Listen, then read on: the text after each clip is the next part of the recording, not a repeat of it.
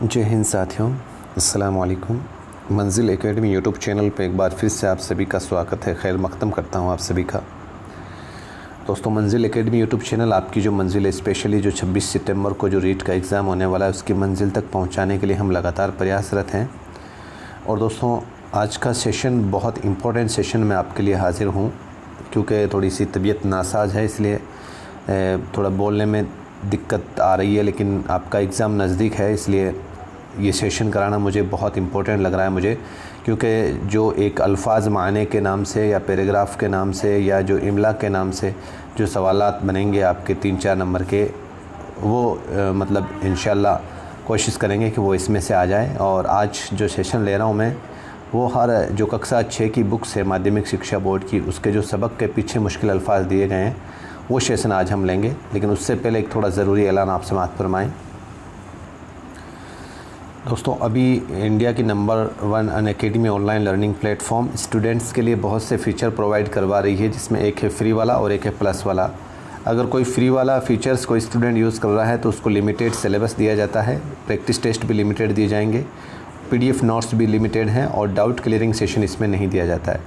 अगर कोई प्लस वाला फ़ीचर कोई स्टूडेंट ऐड करना चाहता है तो उसको कंप्लीट सिलेबस दिया जाता है और आपके अनलिमिटेड प्रैक्टिस टेस्ट दिए जाएंगे, उसमें अनलिमिटेड PDF नोट्स दिए जाएंगे, और जो most important regular doubt clearing session होता है वो भी इसमें आपको प्रोवाइड करवाया जाएगा। और भी बहुत से फ़ीचर है, जैसे आप अपने फेवरेट एजुकेटर से आप यहाँ पे पढ़ सकते हो। आपको यहाँ पर कंप्लीट एग्ज़ाम की प्रिपरेशन करवाई जाती है, रेगुलर डाउट क्लियरिंग सेशन इसमें होता है आपके, और आपके जैसे जो सिलेबस है उसको पूरा करवाया जाता है। फ्री टेस्ट सीरीज़ इसमें दी जाती है और वीकली मॉक टेस्ट का आयोजन भी इसमें किया जाता है।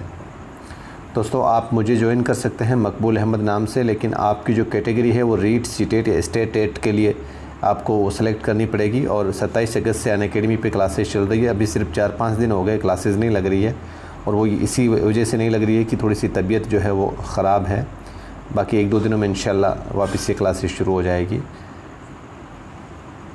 अगर कोई MP टेट की तैयारी करना चाहता है बंदा, तो ये विद्वान साथी हैं हमारे, आप इनसे जुड़ सकते हैं। 1 सितंबर से इनकी जो बैच है वो शुरू हो चुका है। और मोस्ट इम्पॉर्टेंट, अगर आप कोई अनअकैडमी पे कोई कोर्स परचेज़ करना चाहते हैं, अगर आप वहाँ पे मेरा रेफरल कोड यूज़ करते हैं MANZIL10, लगातार है दोस्तों, स्पेस नहीं है इसके अंदर, तो आपको 10% दोस्तों डिस्काउंट मिलेगा उस कोर्स के अंदर, ठीक है दोस्तों। अब शुरू करते हैं आज का सेशन। कक्षा 6 की बुक्स में दोस्तों सबक के पीछे जो अल्फाज माने दिए गए हैं वो ज़्यादातर है नहीं, क्योंकि मुश्किल से इसमें 5-6 पार्ट ही हैं ऐसे जिसमें हमें पाठ के पीछे या सबक के पीछे जो मुश्किल अल्फाज और माने दिए गए हैं उनको देखना है। लेकिन इसमें से दोस्तों मुझे लग रहा है कि जो अल्फाज माने की जगह जो इमला वाला लफ्ज़, इमला का जो सवाल बनेगा, वो इमला वाला जो लफ्ज़ है ना, वो इमला वाला, वो मुझे लग रहा है कि दोस्तों कक्षा 6 की बुक से बन सकता है। अगर आपने मेरी बुक्स 36 बुक्स जो कक्षा 6 की बुक्स की जो मैंने मैराथन करवाई है, एक बार ज़रूर आप सिर्फ 1 घंटे की मैराथन है, 1-2 घंटे की, वो आप आराम से देखना। उसमें से आपको लगभग क्लियरली मतलब वो सेशन आपका कंप्लीट हो जाएगा इमला वाला।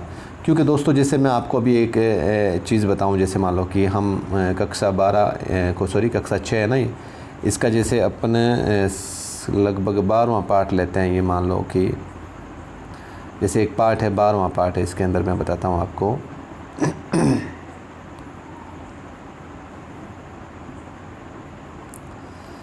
अब इसके अंदर देखो, जैसे इमला वाला सवाल कैसे बन सकता है, जैसे ये आपके पार्ट है 12वां, ठीक है। अब इसमें जैसे ये लफ्ज़ हैं, अब इसके अंदर आपको अदद का मीनिंग पूछ लिया। अदद का मतलब, वैसे मैंने ये पार्ट पढ़ाया था, उस टाइम बता दिया था, कीमत हो गया। और इसी के साथ जैसे आपको मैंने ये जैसे आपके वजह माने बनावट हो गया। इसी के साथ जैसे आपके ये जो है ना, और दूसरे लफ्ज़ है, जैसे गार का मतलब होता है कुह होता है ना, कुह, या आपके घड़ा। ग़िज़ा का माना अनाज या खुराक होता है। और ये जो गर्ज़ है, गर्ज़ ध्यान देना दोस्तों, गैन रे ज़्वाद, इसका मीनिंग होता है रंजीदा होना। इसी तरीके से जैसे आपके और बढ़ते हैं अपन, ये जैसे ये देखो, बहुत ही मोस्ट इम्पॉर्टेंट है दोस्तों, रगबत का मीनिंग क्या होता है, जैसे ख्वाहिश। और इसी तरीके से रोगन का होता है जैसे रंग वगैरह ये। और तेग का आपको पता ही है दोस्तों, तलवार। और इसी तरीके से दोस्तों जैसे आपके इसके अंदर है ना, ये देखो ये वाला है, ये चीज़ देखो, ये मोस्ट इम्पोर्टेंट है दोस्तों। अब इसके अंदर दो वर्ड हैं, अब देखो लगते सेम है बिल्कुल, जैसे बाज़ और बाज़, इनकी साउंड जो है वो प्रोनाउंसिएशन जो साउंड जो है वो लगभग एक जैसी लगती है, लेकिन दोस्तों देखो दोनों के अंदर बहुत डिफरेंट है। बाज़ जो है दोस्तों एक परिंदे का नाम है, और बाज़ जो है ऐन और ज़ुआद ये होता है ये आपके कुछ लोगों के माने में, मतलब अगर आप कुछ जैसे लोग हैं, लोग तो कुछ लोगों को अगर दर्शाना है तो हम यही कहते हैं कि बाज़ लोग वहाँ थे, मतलब थोड़े बहुत लोग वहाँ पे थे, कुछ लोगों को दर्शाने के लिए ये लफ्ज़ यूज़ किया जाता है। और बाज़ एक परिंदा होता है। इसी तरीके से जैसे आम है, आम तो ये जो हम खाते हैं ना मैंगो वो है, और ये आम ऐन से है दोस्तों, तो ये होता है आम जनता के लिए, आम जनता जिसका इस्तेमाल करते हैं हम। एक होता है दोस्तों बाद, बे ऐन दाल, यानी कि बाद, बाद का मतलब होता है जैसे बाद में होती है जो आफ्टर, आफ्टर इंग्लिश के अंदर यूज़ करते हैं ना आफ्टर। और एक होता है बाद अलिफ से, अलिफ से अगर बाद है तो उसका मीनिंग होता है दोस्तों हवा। बहुत इंपॉर्टेंट है दोस्तों ये चीज़, बाद का माने क्या होता है हवा।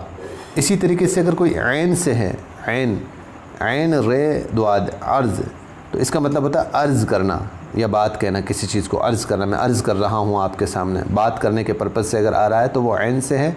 और अगर अलिफ से है तो दोस्तों अर्ज़ माने होता है ज़मीन, अर्ज़ माने क्या होता है ज़मीन। इसी तरीके से शेर, शेर होता है दोस्तों वो शायर जब अपने अशार कहता है ना उनको शेर कहते हैं, और शेर ये एक जानवर होता है। तो दोस्तों आप देख लो कक्षा 6 की बुक्स में भी इतना इंपॉर्टेंट चैप्टर, आप मुझे बताओ कोई एग्ज़ामिनर क्यों नहीं उठाना चाहेगा सवाल देने के लिए। और जो विद्वान जो अपने आप को 30 मार्क का समझने वाले होते हैं ना जो एग्ज़ाम के अंदर के, यार इनको क्या पढ़ना है, ये तो आते हैं वैसे, वो यहीं पे गलती करेगा। अब आप देख लो दोस्तों, मैंने छठी क्लास को बहुत अच्छे से क्लियर कराया है, इमला की दृष्टि से भी और आपको वो आपके अल्फाज माने की दृष्टि से भी, है कि नहीं। तो आपको इसी तरीके से हर पार्ट को आपको देखते जाना है, इनकी इमला देखते जाना है। ये जो पार्ट दिए हुए हैं ना इनके, ये वाले चैप्टर है ना, ये वाले, इस तरीके से एक एक को आपको मैंने मीनिंग करके बताया हुआ है। आप एक बार उसको जो आपके पूरी मैराथन करवाई गई है कक्षा 6, 7, 8 की, वो ज़रूर देखना दोस्तों। इसी तरीके से दोस्तों एक लफ्ज़ आता है आपके, ये देख लो काफ से, काफ मीम रे, एक होता है कमर और एक छोटे काफ से होता है काफ मीम रे कमर। तो ऊपर वाले कमर का मीनिंग तो होता है दोस्तों चाँद, और जो ये नीचे वाला छोटे वाला काफ से है तो इसका एक जिस्म का हिस्सा होता है ना कमर, वो होता है। तो आप देख लो दोनों में इस तरीके से डिफरेंस पूछा जा सकता है आपके। एक और दोस्तों आपके कक्षा 6 के अंदर जो 19वां पार्ट है ना, 19वां, उसके अंदर भी ये देखो कितने इंपॉर्टेंट डाटा आपके इसमें दिए हुए हैं एग्ज़ाम के पॉइंट ऑफ व्यू से। अगर हम देखें दोस्तों तो देखो इन दोनों के देखो साउंड जो है, आवाज़ जो है वो लगभग एक जैसी लगती है। जैसे इसको भी अपन हल बोलते हैं, इसको भी हल बोलते हैं, और इसको अलम अलम, अरब अरब, कमर कमर, सही सही, लगभग एक जैसी साउंड आ रही है, लेकिन इन दोनों में बहुत डिफरेंट है दोस्तों। देखते हैं जैसे हल होता है, ये दोस्तों जो हम खुदाई के काम में लेते हैं ना, खुदाई करने के लिए हल निकालते हैं वो, और ये बड़े है से है ना, ये दोस्तों जो अपन कोई समस्या आती है उसका समाधान करने के लिए जो हल निकालते हैं ना, वो उसके माने में आता है। इसी तरीके से दोस्तों अलम से, यानी कि ऐन से है अगर, तो इसका मतलब होता है झंडा, इसका मतलब क्या होता है झंडा। और जो अलिफ से है अलम, इसका मतलब होता है गम, इसका मतलब क्या होता है आपके गम। और अलिफ से अगर अलिफ रे बे अरब है, अरब तो ये दोस्तों एक तरीके से रुपए होते हैं, जैसे रुपए की संख्या में कहते हैं ना 1 अरब 2 अरब 3 अरब, इस तरीके से संख्या के तुलना में। और जो ऐन से है अरब, ये दोस्तों आपके एक जो अरब देश होता है ना, अरब देश, सऊदी अरब वगैरह, उनको अरब देश बोलते हैं अपन। और ये कमर, और कमर वाला मैंने बता दिया आपको, कमर का मतलब चाँद, और कमर ये जो कमर जो अपने जिस्म का एक हिस्सा है। और सीन से अगर है, देखो दोस्तों ये मतलब जब गलती करने की संभावना इसमें ज़्यादा रहती है। सही, ज़्यादातर जिनको इमला लिखना नहीं आता है ना तो वो इस पे जाता है सही, लेकिन इस सही में और इस सही में रात और दिन का अंतर है। इस सही का जो मीनिंग है वो क्या है दोस्तों, धमकी, इसका मतलब क्या है धमकी। और इस सही का मतलब होता है एकदम राइट, जो सही चीज़ होती है एकदम राइट, कि भाई ये बात सही है। तो ये जो सीन से सही है इसका मीनिंग होता है धमकी। तो इसमें आप एक बार और इसको अच्छे से कक्षा 6 की बुक्स को देख लें दोस्तों, बहुत इंपॉर्टेंट चैप्टर आपके उसमें दिए गए हुए हैं। देखो इसमें जैसे ये नीचे जस्ट आपके वाहिद जमा वाला पोर्शन भी हो सकता है इसमें से उठा ले, जैसे ये कुछ लफ्ज़ दिए हुए, पर्दा, दरवाज़ा। ये देखो पर्दे और पर्दों, देखो एक मैंने आपको बताया था वाहिद, और एक बताया था जमा, और एक जमा अल जमा, जमा अल जमा आपको बताया था, आपको अल जमा। ये दोस्तों तीनों पार्ट उसी के हैं, जमा वाहिद, जमा और जमा अल जमा। देखो जैसे पर्दा है, पर्दा की जो जमा है वो पर्दे हैं, और अल जमा, जमा अल जमा का हो गया पर्दों। इसी तरीके से दरवाज़ा, दरवाजे और दरवाज़ों। ये आपके देख लो कितना डाटा आपके इंपॉर्टेंट इसमें दिया हुआ कक्षा 6 की बुक्स में। गहवारा, गहवारे, ये इस तरीके से आप देख सकते हैं। उसके बाद में दोस्तों आपके सीधा जो 26वां पार्ट है वो नज़म के तौर पर है, और उसका नाम है हमारा वतन। और इसके जो नज़म निगार हैं, जो चकबस्त हैं, जो चकबस्त, अगर आपको इनका पूरा नाम भी पूछ ले तो पंडित बिरज नारायण चकबस्त आपको याद रखना है। अब दोस्तों हमारा वतन, इस जो नज़म है इसका नाम आते ही आपके दिमाग में ये सबक याद हो जाना चाहिए कि इसके अंदर जो हमारे जो वतन है इसकी खूबसूरत जो खूबियाँ हैं उसके बारे में इसका ज़िक्र किया गया। जैसे इसके दरख्त होते हैं, इसके जो पेड़ पौधे, फल फुलवारियाँ वगैरह, और जो दरख्त होते हैं उनका झूमना वगैरह, ये सब आपके मतलब इस पाठ में सावन की काली घटाएं वगैरह, बरसात की हल्की फुल्की फुहार, ये सब आपके दिमाग में, जहन में इस तरीके से घूमना चाहिए कि चकबस्त साहब ने इस हमारे वतन वाले जो नज़म है इसमें क्या बातें कही है। यानी कि हमारे देश की जो भी, जैसे बागों के अंदर जो कोयल गाती है, जंगल में मोर वगैरह होते हैं, इस तरीके से दोस्तों आपके दिमाग में हो जाना चाहिए। अब इसके मुश्किल लफ्ज़ देखें तो ज़्यादा मुश्किल नहीं है। एक तो देखो वतन, वतन का माना आप सभी जानते हैं मुल्क है। आँखों का तारा, ये आपके बहुत प्यारा या चहेता। और फुआरा, फुआरा का मतलब हल्की बारिश होता है दोस्तों। तो ये 2-3 हैं इसके। तो इसके जस्ट जो अगला पार्ट है दोस्तों आपके, वो है पतंग वाला। और इसके अंदर पतंग पार्ट का नाम आते ही आपके दिमाग में ये आ जाना चाहिए कि भाई ये कहानी है जिसमें जो रशीद है, रशीद नाम का बंदा है, वो इस पतंग को उड़ाता है। फिर पतंग, तेज़ हवा आती है, इस पतंग से बात करके वो बोलती है कि ले आजा तुझे उड़ा के ले चलूँ। फिर वो बहुत दूर उसको उड़ा के ले चलती है, और इतने में मतलब बारिश आ जाती है और ये पतंग भीग जाती है। इस तरीके से वो कहानी है, आपको अच्छे से याद हो जानी चाहिए अपने दिमाग के अंदर। कहीं से भी इसमें से पैराग्राफ भी उठा लेना आपको, तो कोई मुश्किल ना हो। इसके अंदर दोस्तों अगर देखें तो मुश्किल लफ्ज़ एक है आपके सैर करना, जिसका मतलब होता है घूमना फिरना या तफरी करना। और एक होता है कहकहा, मतलब आवाज़ के साथ ज़ोर से हंसना। मैना, मैना का मतलब होता है बारिश। और सांस फूलना, हाँफना। लथपथ मतलब गंदगी से भरा हुआ या ख़राब हाल। लथपथ का मीनिंग क्या हुआ? गंदगी से भरा हुआ या ख़राब हाल। इसके जस्ट आपके अगला पार्ट है दोस्तों, जो 28वां पार्ट है कक्षा 6 का, वो है दरख्तों से मोहब्बत। ये भी एक नज़म है, और इसके अंदर अगर हम देखें तो इसके जो नज़म निगार हैं मिदहतुल अख्तर, इसका नाम याद हो जाना चाहिए आपको, मिदहतुल अख्तर, मिदहतुल अख्तर, मिदहतुल अख्तर। और इसके अंदर जैसे दरख्तों से मोहब्बत, नाम से ही आपको पता हो जाना चाहिए कि शायर इसके अंदर क्या कहना चाहता है। वो कहना चाहता है कि भाई जो दरख्त होते हैं उनसे हमें मोहब्बत करनी चाहिए, क्योंकि यहाँ पर चिड़िया भी बसेरा करती है, और जो है आपके परिंदे वगैरह चहचहाते हैं इसके अंदर। परिंदे इसके ऊपर बैठकर खुदा की हम्द पढ़ते हैं।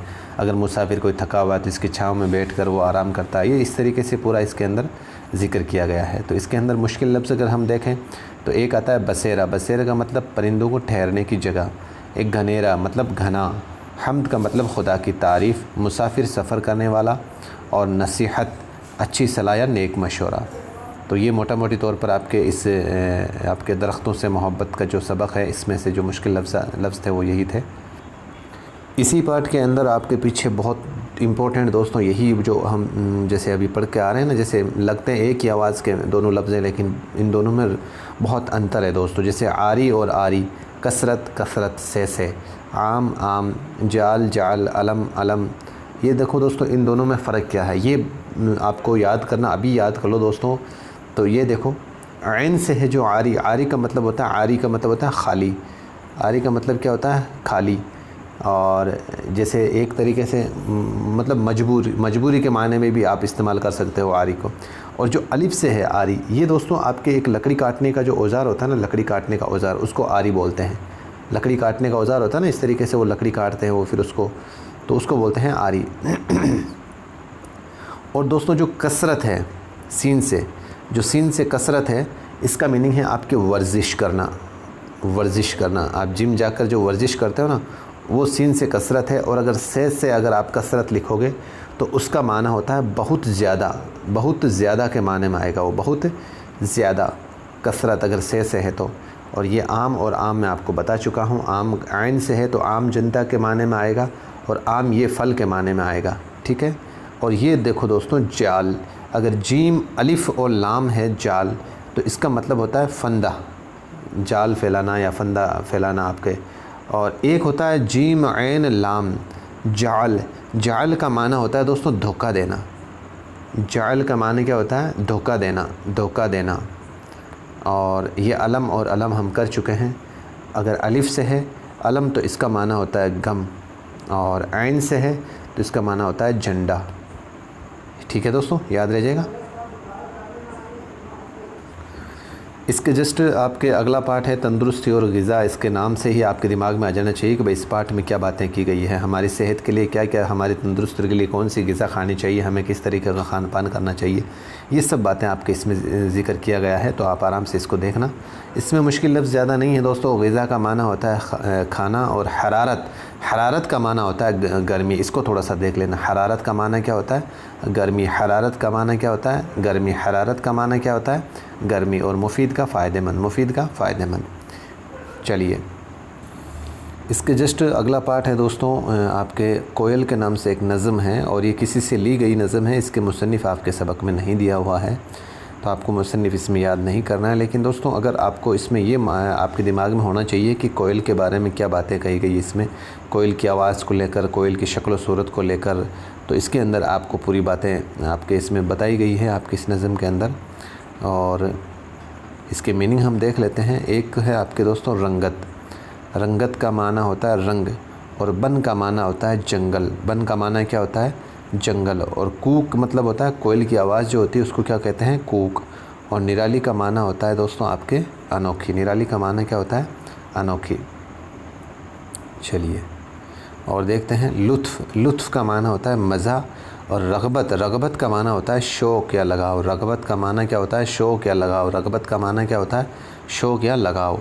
उल्फ़त का माना क्या होता है? मोहब्बत। उल्फ़त का माना क्या होता है? मोहब्बत। आपको उल्फ़त का अगर मुतज़ाद पूछ ले तो आपके ऑप्शन में एक मोहब्बत भी दिया होगा दोस्तों। आपको अगर उल्फ़त दिया होगा, उल्फ़त का अगर मुतज़ाद पूछे आपको, मुतज़ाद मतलब पर्यायवाची शब्द अगर आपको पूछे, तो आप गलती से दोस्तों उसमें ऑप्शन में आपके एक मोहब्बत भी दिया हुआ होगा, आप उसको मोहब्बत में मत होके कर देना, क्योंकि मोहब्बत तो इसका आपके पर्यायवाची शब्द है, मुतरादिफ लफ्ज़ है।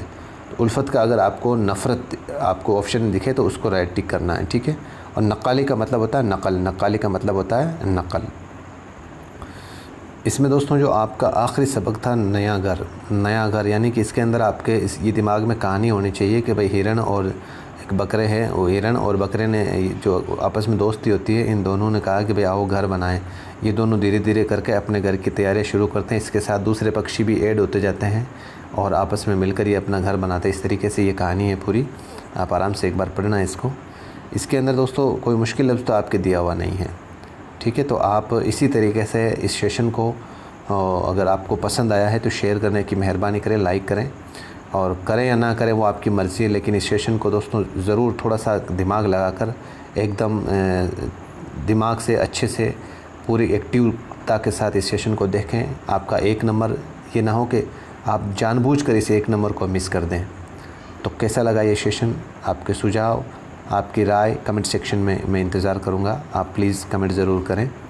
दीजिए इजाज़त। खुदा हाफिज़। जय हिंद।